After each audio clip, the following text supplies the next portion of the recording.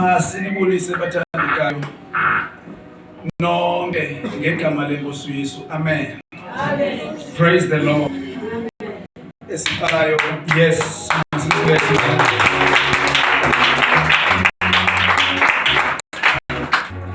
Hallelujah. Esiqalayo ukukhonza nabo masibabethele izandla kakhulu.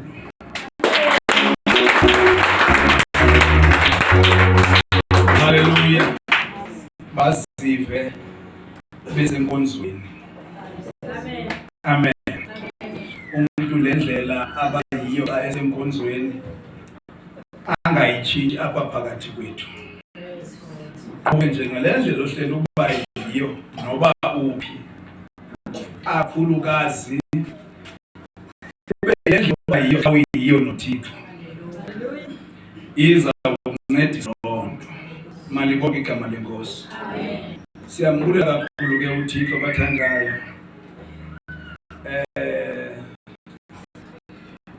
Inyaniso le inkosi le inguye umoya. Apho umoya wenkosi ukhoyo ukhona inkululeko.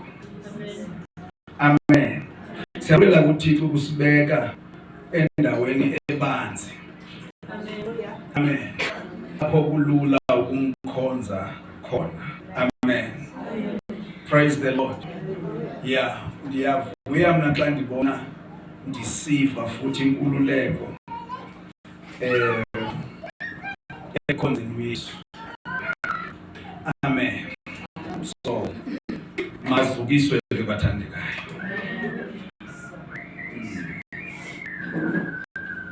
Ndinonyana kweli cala lika Obuhle Mampondweni. Uyeke lo elimboni ehleli pha.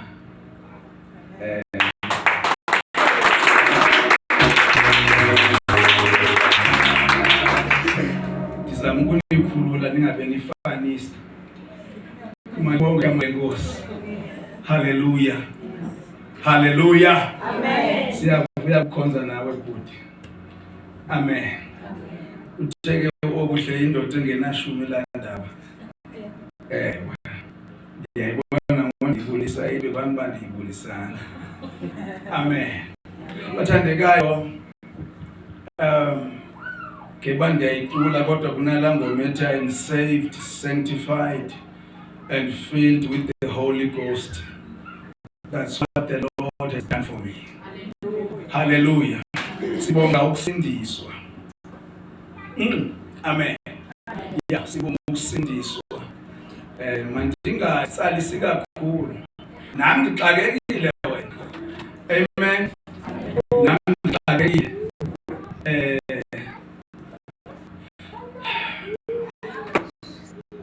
Mandiqale ngqine mhlawumbe nami njengabanye abantwana benkosi. Amen. Bathandekayo ndiyamkela uThixo. Ndivuka ndideyile kamnandi kodwa. Hallelujah. Ndivuka ndideyile kamnandi.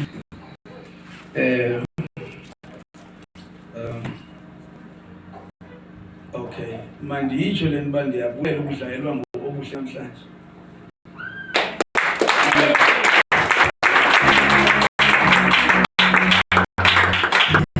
Akuyo le nto ndiseza yiyo le ndibhidile.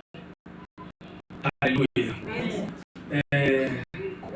Wanisikelelo okuhle vele e-TV esithi keyboard uyifundiswe ngutatakhe ndaqonda uba unyanisile yena kodwa baba ngeza abantu bathi khawusidlayele ngetata kaObuhle sifa. Ingayingxaki. Amen. Okay, kwesiqala ukukhonza nabo. Unyana wami wabathandekayo kwesiqala ukukhonza nabo. Ngoyena omdala kumakhwenkweni nawo. Amen. Noba ninazandla khona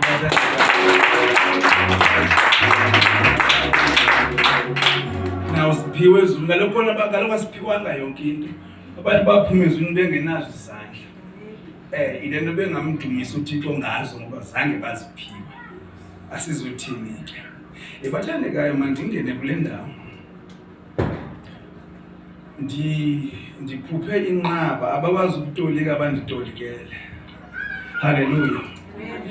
Ndiphupha ndiseklasini ndiyithesti kona xa ndibhekile nje ndisayibona futhi le nto. Qha ingxaki ngoku kule test ndihleli no-Esquire bodwa, o-SC, okay, phindela bebengo-Esquire ngelaa xesha. Amen. Kodwa ke mandiyilungise ke kwenzela uba umuntu aqonde ndihleli nee-PhDs ndizothestwa ngabana abantu, ndizothestwa nabona abantu abanengqondo emhlabeni senjongo ukuyiphehla ke. Haleluya. Ngoku ndiyazibuza ngoku ndihleli apha, intoni le ndizayibhala mna xa ndithestwa neenkcubabuchopho zalapha emhlabeni. Amen.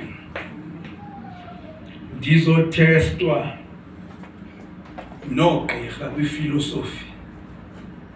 Nditheke ndisabhili, but into ibindimangalisayo ndiclear yona uba itest izawuhamba kanjani, kodwa asikanikwa nto ethi kuzawuhamba. Kodwa ndinayo intlantsi yale nto ehlalelwe apha. Qha umbuzo endinawo okanye ebendinawo uthi, mna ke ngoku ndizawubhala ntoni?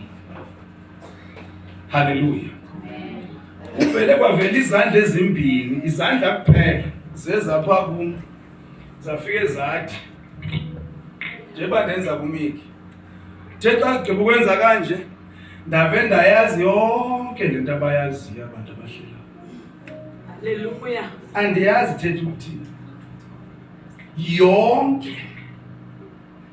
Emveni kokuba ndaziphatha mina ngabhala nokubhala. Amen. Ngoke nami ke ndisamangele, ndiyazama ukuyicinga uba into ndiyiyekile. Mhla uThixo efuna ukundixelela uba bekwenzekani uzawundixelela. Amen. Okwangoku ndizabe ndivuyiswa into yoba uThixo uye wayithi ingqondo yam yalingana nee-doctors of philosophy. Amen. Sizayibona ngapha ethubeni ukuba ithetha ukuthini. Amen. Haleluya. Masingeneni ke ezwini lanamhlanje. Namhlanje ndizophendula umbuzo womzalwane apha enkonzweni. Amen.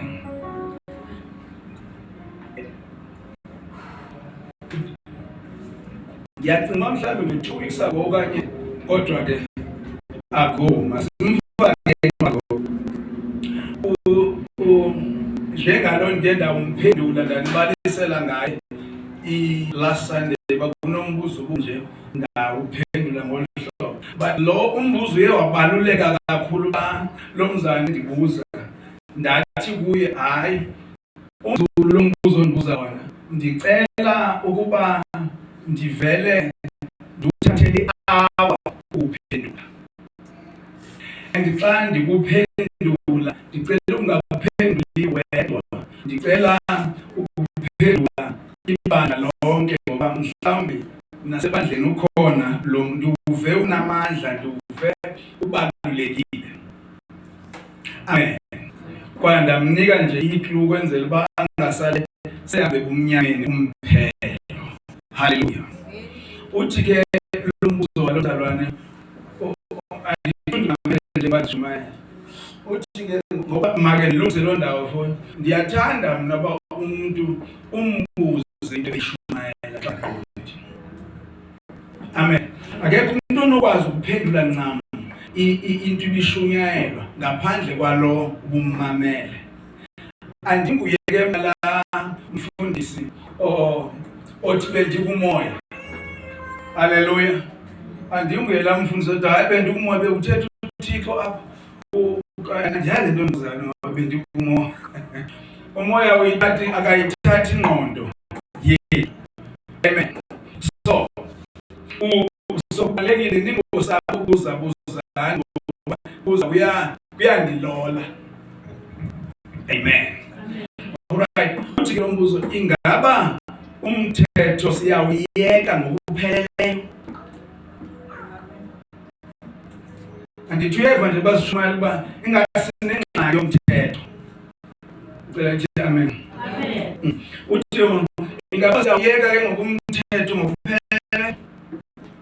Ukuba siyawuyeka lo mthetho sithini ingaba esifana nokuthi kubalekeni ubufebe yekani ukuqeqeza yejalo nje izani lento sisane sizithini izindawo. Ngiyabona usengxaki ngoba iBhayibheli ayiyeka ukuthi yeka ayiyeka iBhayibheli ukuthi yenza bambuza Yesu ngemini senze njani thina ukuze senze umsebenzi kaThixo. Imisebenzi kaThixo sizayenza njani? Uthi Yesu ukwenza imisebenzi kaThixo, ukwenza nto imisebenzi. I will paraphrase le verse iposabo. Ukwenza imisebenzi kaThixo ukukholwa kulo Yesu amthumile. Usabala ukholwa Yesu wenza imisebenzi kaThixo. Ayikuthi bathandeka yaphuma.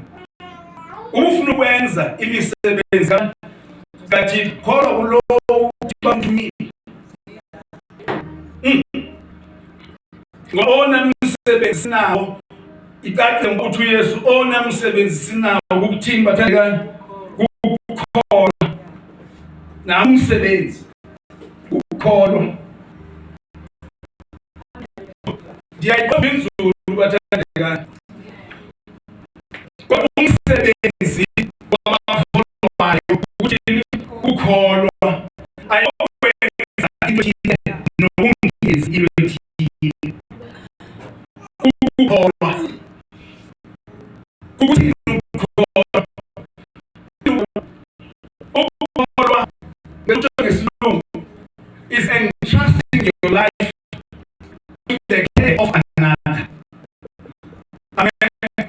Ukuphathisa ubomi bakho unakekelwe ngumuntu. This case ukuphathisa ubomi bakho unakekelwe nguYesu. Ikholwa siyadala sikhula namhlanje sisijela namhlanje yayithi impilo yami yonke ndini kuYesu. Ngoba xa iphethwe ndini izothuka. So ukukholwa ke bathandekayo ukuthatha ubomi bami ndikuphathise ndibunikeze bani uYesu. Andazi kuwe mhlawumbe ukukholwa yintoni. In Greek ngupisteo lo ndithetha ngeSigiriki. Kube khona ke ngokukholo pistis in Greek. Ukholo intoni ngokukholo? Ukholo ukuxhomekeka kubani kuThixo. Ukholo isystem le uYesu waze nayo. Okay, ndiyemvusele nemizindo yikho kwaye ndiyabizwa nemizindo. Amen. Amen.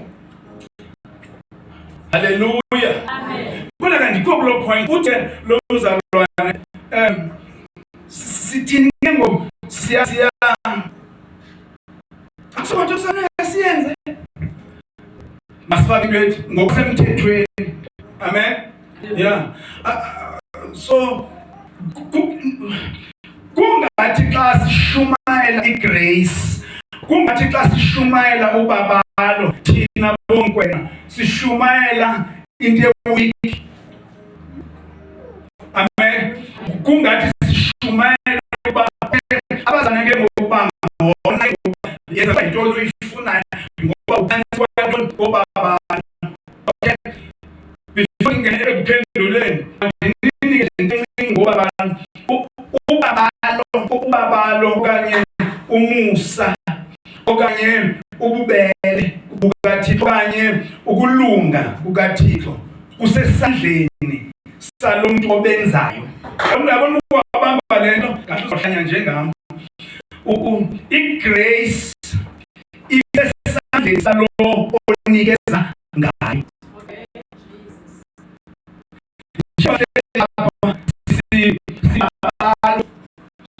Ocho senzelwe ububele. Iona yobubele, ipossessa yobubele, umnikazi wobubele, Thixo ubuye nangoku. awunikiwe. So uThixo can give and take. Controller nguye. But uko wacinga baye ngoku grace control ndim kulapho uzawucinga ba license yokona. Kulapho uzawucinga imvume yokona. Kanti ke ndikuphenyo once grace ingene kakuhle kuwe, once usindiswa, once ubaba lungene kakuhle kuwe, you begin to hate sin. Xa ubaba lungene kakuhle kunalanto ngoku 24/7 okanye 25/8 ekuzondayo kona. Hallelujah. Amen. Unento betha nawe. Uyazi ba imnandi grace kangoba izawundenzela lula apha efundisini ngoba uzawuvala ngenote ethi igrace ngumfundisi womuntu ngamnye. Now, ukwengeza le mibuzo lomzalwane ndezumbuzo ingaba sikhululwe imithetho ethile okanye sikhululwe yonke.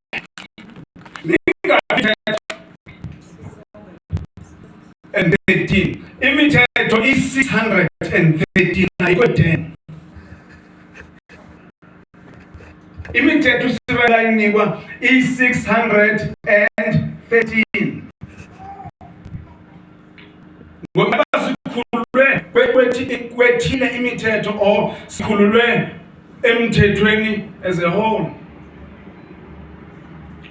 Omnye umbuzo esingasaphumenta ngawo apha ngothi ingabe nguYesu yedwa okanye nguYesu noMoses. Ngoba inkokheli yomthetho ngubani? uMoses. Inkokheli yobalo ngubani? nguYesu. Ngoba njengoba sesilapha uYesu nguYesu yedwa na noba nguYesu nentwana ethile kaMoses. Abe uJohn 1:17 ethi umthetho weza ngoMoses kodwa inyaniso nobabalo lungene nguYesu. Which is which? Ubuza lonto ke umzalwane obuzayo. Romans chapter 10 verse 4. Siqalise ngibathandekayo.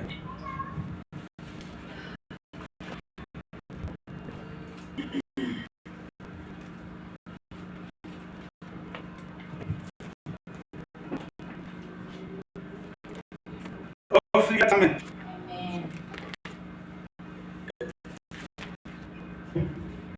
Awundibheke Romans 10. Kuba insizi yomthetho nguKristu ukuze abe ulungisa kubo bonke abakholwayo. Nifilipi yenu bathandekayo. Bayibhili nomntana bava. Kuba intsingiselo yomthetho nguKristu. Ewe. Ukuze abe ulungisa kubo bonke abakholwayo. Hayibo. Intsingiselo ebona ke isiZulu sitshwe into enduxelele. Ubani usiphethe? Ndiphe ngesizulu. Ndilinde moya ndilinde. Oh mzuzwana ndilinde. Ndilinde moya. Ukuba isiphetho somthetho nguKristu. Ngiyakhuluma ke manje. Ngoba isiphetho. The end. Hallelujah. Yabona le verse bazana intenze ndayiphendula yonke. The end of the law is Christ. Amen. Hallelujah. Isiphetho somthetho nguKristu. Hallelujah. Senta iyafuna ngiphinda ngicacise uba ndithini kulambuzo siwuphendula. Kaloku bendithe ukuqala kulonyaka ukuya phambili ndizawucela ukuyekela iBhayibhile izitsholo yona. Amen. Kube ngukulunga kubo bonke abakholwayo. So ndifuna ukuthi namhlanje uKristu sisiphelo somthetho kuthi. Amen. Kubayeka abanye kodwa ukuthi thina sisindisiwe, i-laws, general rules, principles for righteousness zifika ziphele kuYesu. Once ufike kuYesu isixhosa sizaphenya into sithi isixhosa intsingiselo.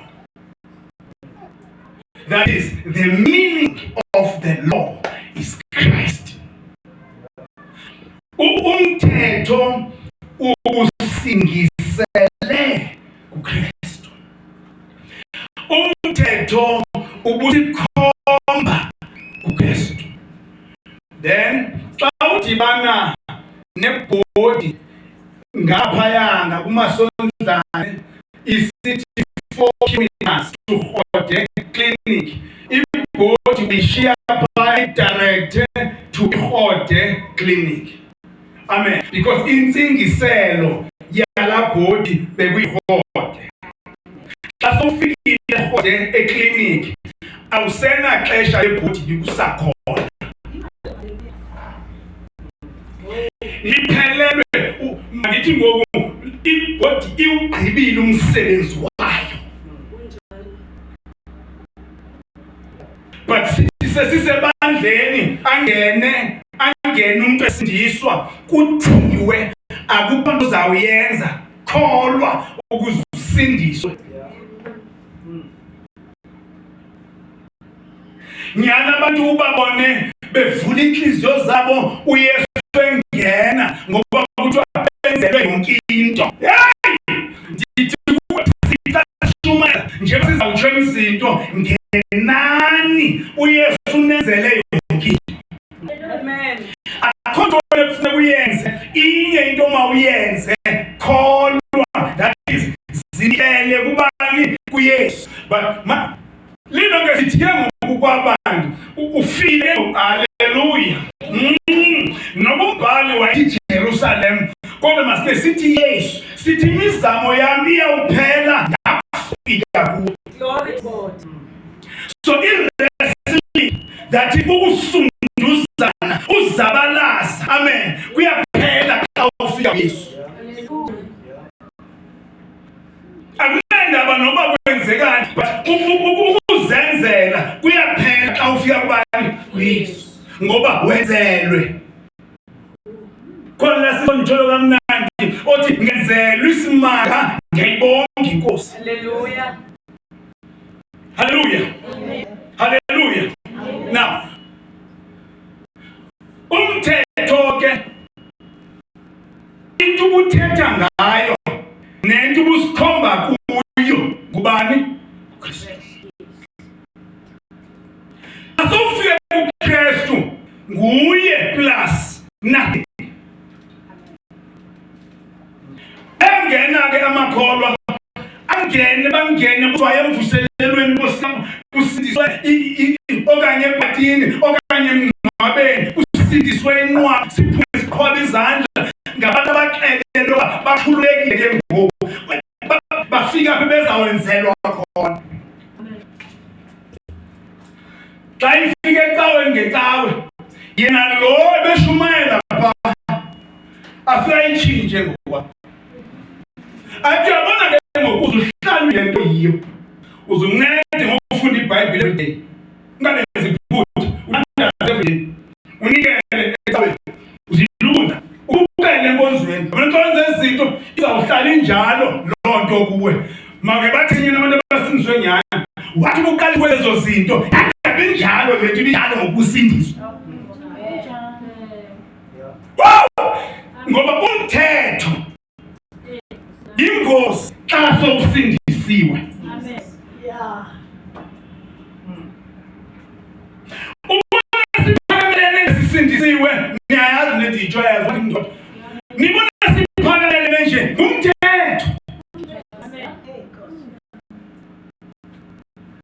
Umthetho. Because ngisuka apha ngoku ndingena apha eGroote ndifuna ujonga ndisho kwilevel obushumayela ke bathandekayo. Ndifuna ujonga ngaba bakhonza kanjani bahluke ngantoni kum. Nditala shumayela kodwa ngafika endaweni ethile. Asithethi ngoYesu, sithetha ngezinto esizenzayo singazenzi.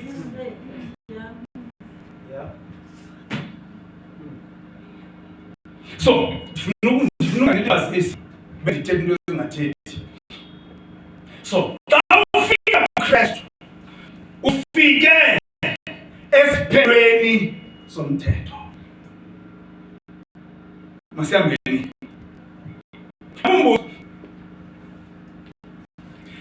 Umthetho lo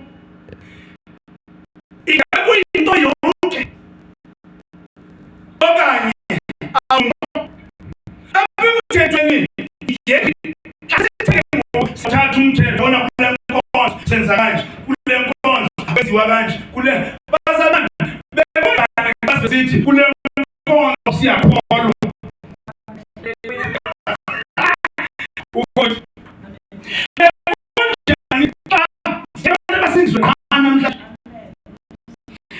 xa usuka uya kwabanye abantu abasindisiwe uya kwakholwayo. That is siya ebantwini abaphathise ubomi babo kuYesu. Injongo senze sifane. Amen. Hallelujah. Sifane. Ngoba ithiwa bekasindiswa kwabantu kodwa wenjenje uthi ulithanda kwakhe ihlabathi namna wakhe ephela kwamzele ukuze emona lowo otheni okwayo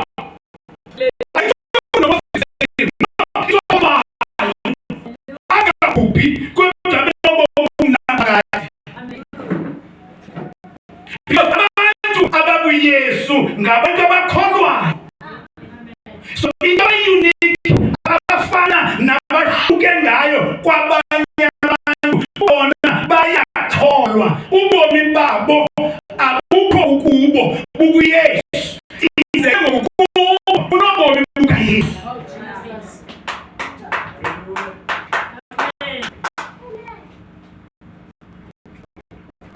Kambipe Galatians 3 verse 10. Galatians 3 verse 10.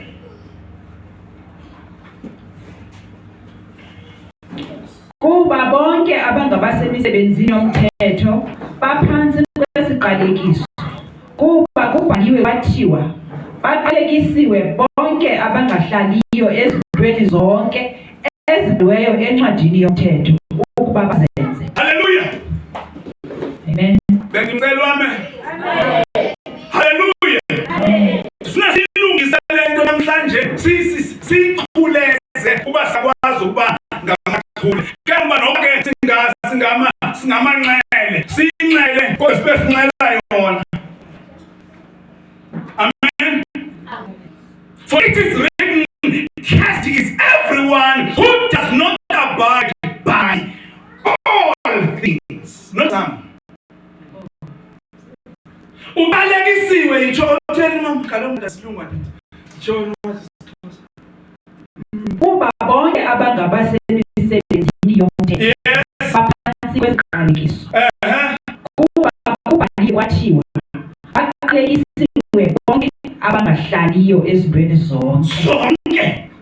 Baqalekisiwe bonke abangahlaliyo ezintweni zonke ezibhaliweyo.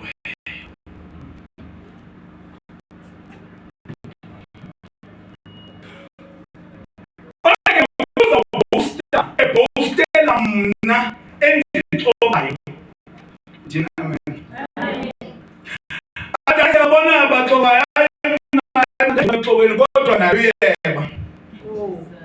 Hallelujah. Ingxaki yomthetho ilapha. Umuntu semthethweni uzambona ngokugada abanye abantu. Angamthetho.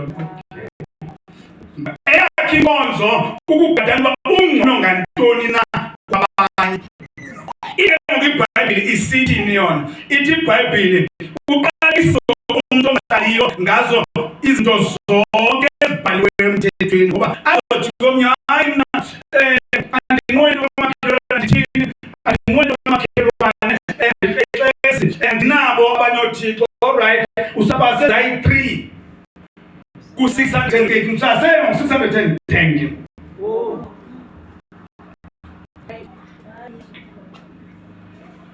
Hallelujah. Amen.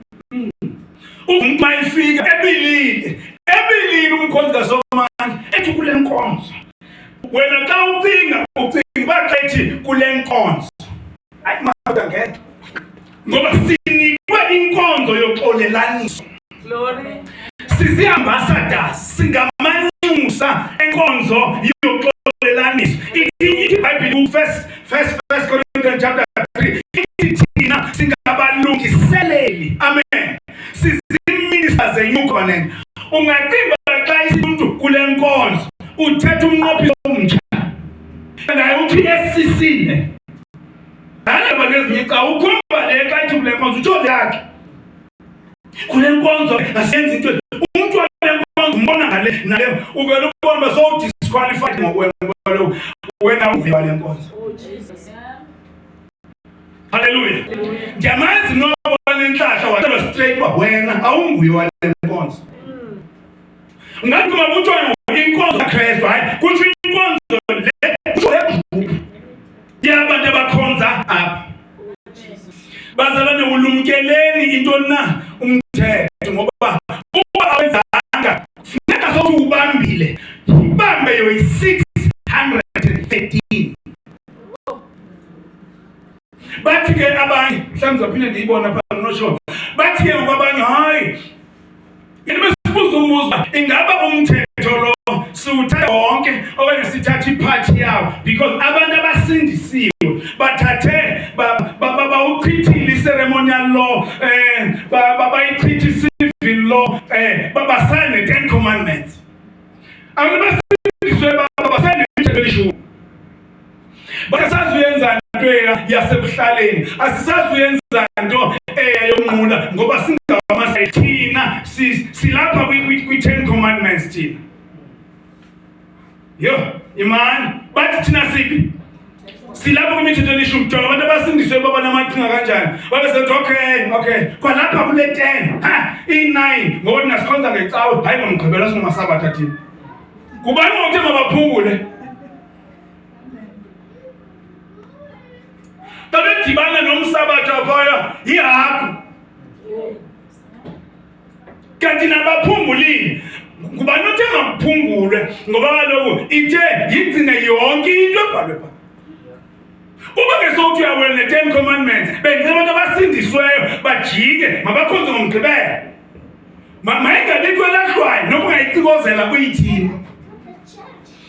Uthi ke omnye ke ngokuyazi kakuhle iBhayibhile njengoba ndimamele hayi apha into ayithetha uPawulos ubethetha ngeminye imithetho, that is imithetho yonqulo. Ubethetha futhi nemithetho yasebuhlaleni. Ubengathethi uMoses ngantoni na uPawulos ngantoni ngemithetho elishumi. All right, in Greek that eyagama Paulo nomos in Greek, yes Greek. It's nomos, not nomos, it's nomos. Unomos ligama lomthetho echaza igama lomthetho kwiTestament ekuthiwa yiTorah. Igama ekuthiwa yiTorah kutshiwo kwanto from incwadi kaBani kaLevitiki kuyo incwadi yeDuteronomy. From Exodus, Leviticus, Numeri,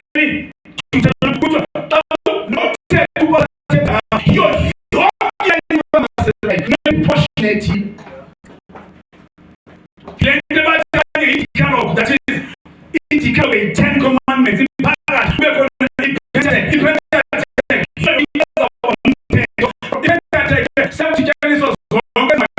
Moses from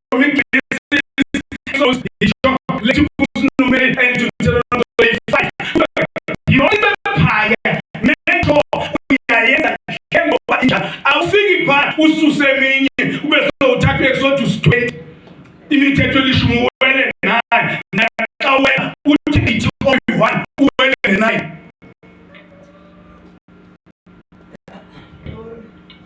So if you are umthetho uthathe wonke, if suthatha ipart ngoxa uthatha ipart ithi iBhayibhile already uphansi kwesiqalekiso sokuqalekisiwe ngoba funeka uyenze kanjani xa uyenza le nto yonke.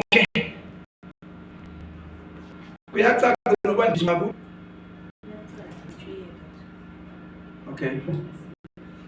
Romans 7 verse 5. Romans 7 verse 5.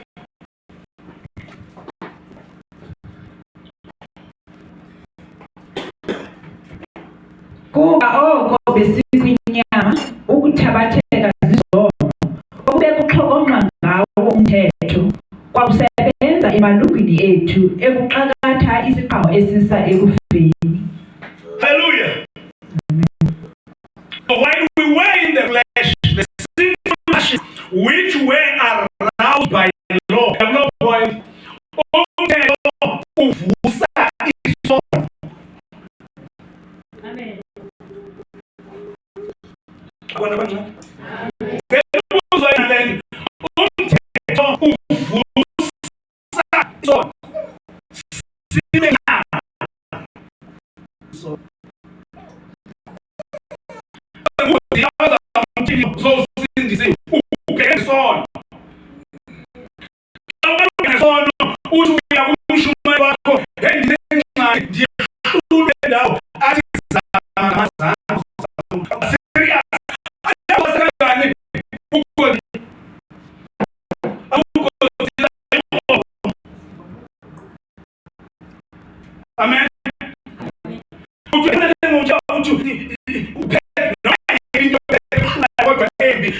Zilizile ukudla manithi wena le uphethe ifuza kade kuba usendlini then uthi uzokusoshi uniko kwengezwa omnye umthetho yenza lento futhi ndicela ukubuza usinda kanjani.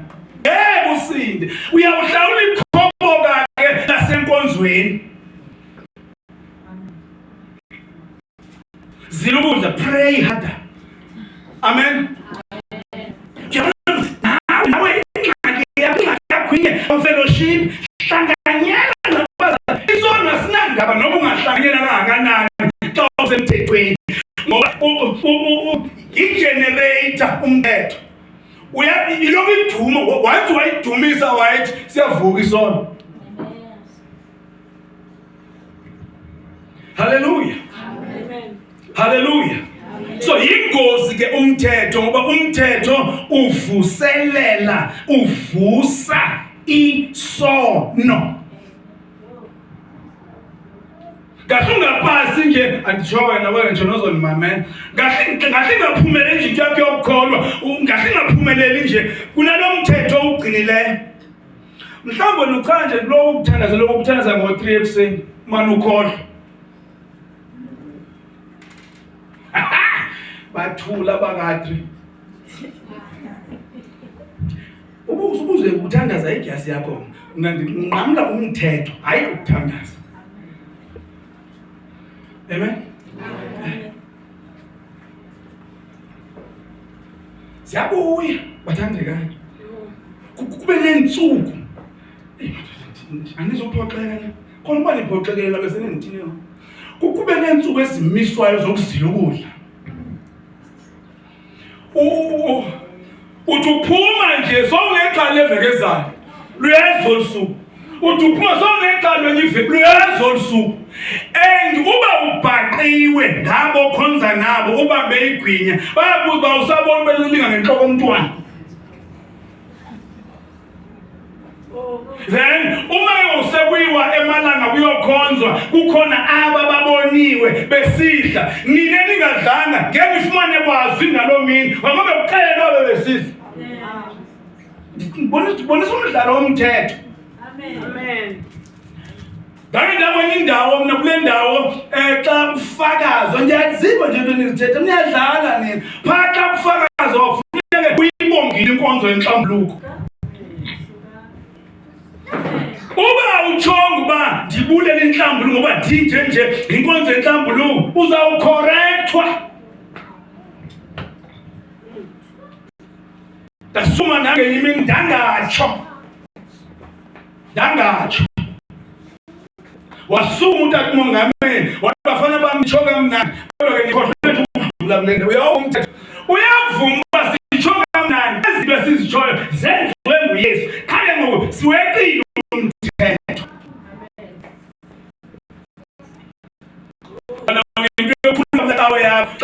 icawe yakho ndisho kwakule yakho icawe into wenza ukukhululeka uzenza zonke okuthiwa mazenziwe kodwa ezithethwa kuyo ngefa uzenza uyonandaba naye unendaba nabo ukhonza nabo.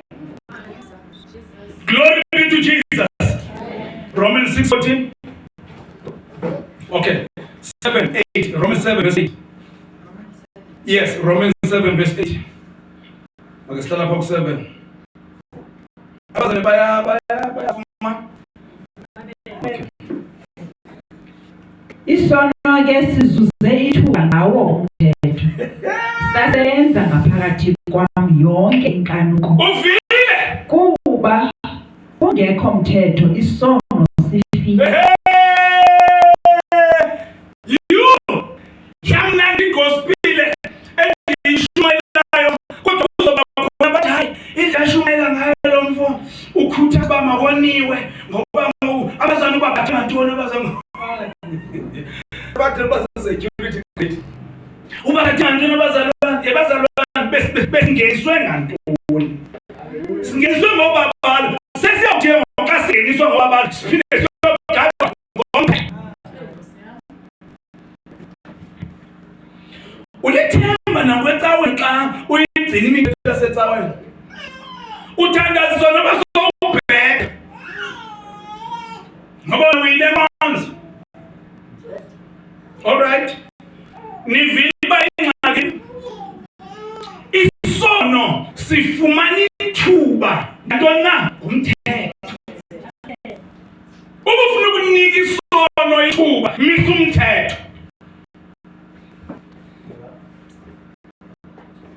Maniphi ubufuna ukunika isono ithuba misa umthetho awuyivile. Amen. Misa umthetho.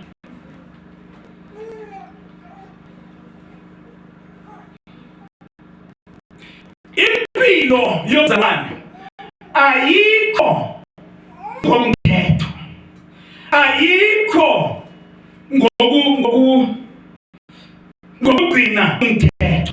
Impilo yokukholwa ayikho emthethweni, isekuvumeleni uKristu alawule. Amen. Asikho nge-rules apha, but we are here letting Christ rule. Hallelujah. Hallelujah. Hallelujah. Nibambile bathandeka. Vumela uKristu wathi na alawule. Ngoba uba unomthetho uzibekela wona wena wenzana uvulela ithuba intoni. No wonder abantu abasindisiwe nini abanethi kungabona abantu bakabi kakhulu ngabo. Uthi abantu abasindisiwe ngabo bafuna yesithuba ngayo yonke le sithuba ngayo embi nekwayo benganisile sesibhaqela uqabelo masifiye ithi Bible vuya xa bethini sihlakele nawo bethini betho vuya kodwa ungatsuphenda nokuphendula lo jive. Hallelujah. Wa uyazi wena babathina abantu kodwa benisazi nakandeka kuba nje bisono sande kangaka kubantu abasindisiwe kungenxa yomthetho. Beniyazi lo ixake ipulpit iya kwi-youth conference nge-11 to 13 July kule yathi sabe sila conference yabantu abatsha. Amen. Nika bashumayele beshumayela abantu abanjani abatsha kuloko unqandwa ukujola bayanqanda abantu abatsha babangena kobubi kutheni kanti kwangabo amkwela nansi uzawudiphula undithini kunguwe ondinike levusela lento endiyenzayo uzawundithini ndinikwe nguwe uzawundikuza undithini kunguwe ondinike uba isono yona wena manize nabashumayela ngoba bahle kakhulu abashumayeli kwi-excellence. Hayi xa kusema nokuthi into ezinkulu bazithethe kodwa ibandla liyanqumba inkumelo. Angekho bazalwane abahleba ye-MP yobandeka nabazenzi abokuhlekwa bona funeka babe khona banikwe into phaa bekhonza khona igama layo umthetho utheyas emntwini onjani usindiswe yebo umthetho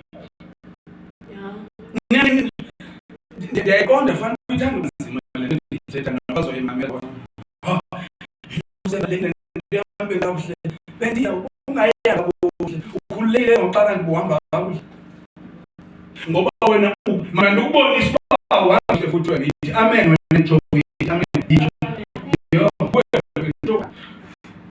wena ukathaza uthixo wenza izinto ukathaza uthixo sign ukuba abantu bomthetho le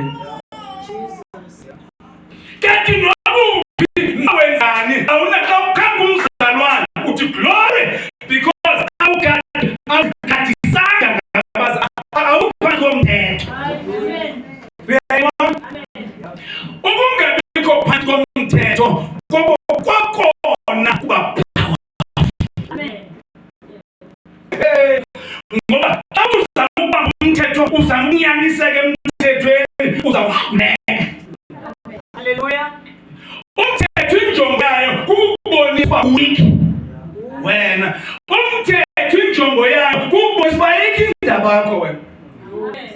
Lo zabe ukugcina umthetho ngamandla onke endake ndabuza ngenye ndithi kule ndawo nawe uyazazi ezakho indawo nami osifuna ukuzigcina kutheni la mabandla eqhekeka kangaka kodwa kuthiwa masizihlambulule umthetho. Bazala problem esinayo yona umthetho ebunyaniswa isona kodwa umthetho ngoba umthetho uvusa isono, umthetho unikeza ithuba isono. Kube nzima ebandleni ndithi kube nzima ebandleni. Amen. Kude bizwa abantu abangakholwa pha ngaphandle bazokutrain abantu basebandleni.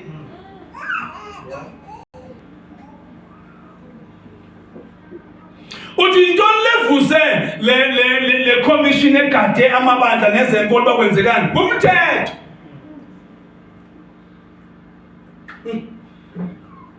Nise right bathanda. Amen. Romans 6:14. Kodwa ke indaba yethu ithi uKristu sisiphelo somthetho kuthi.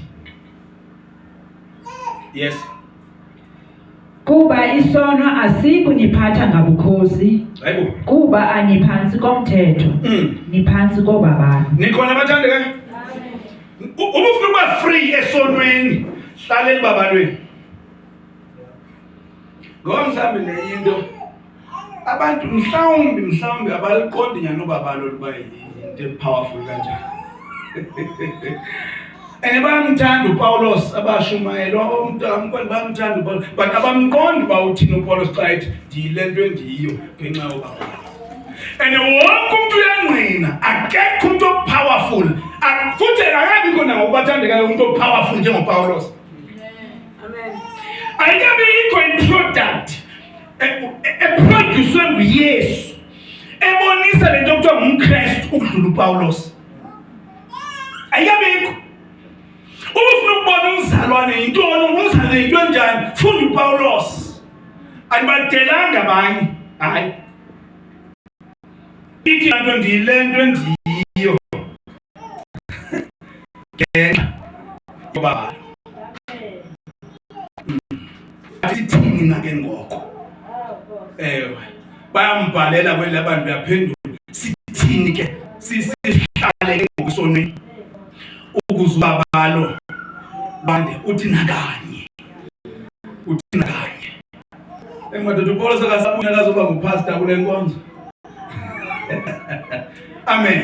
Apha unaxhala labantu abadala, awunaxhala abantu abatsha, awunaxhala Sunday school because zonke sibanjelwe ubaba.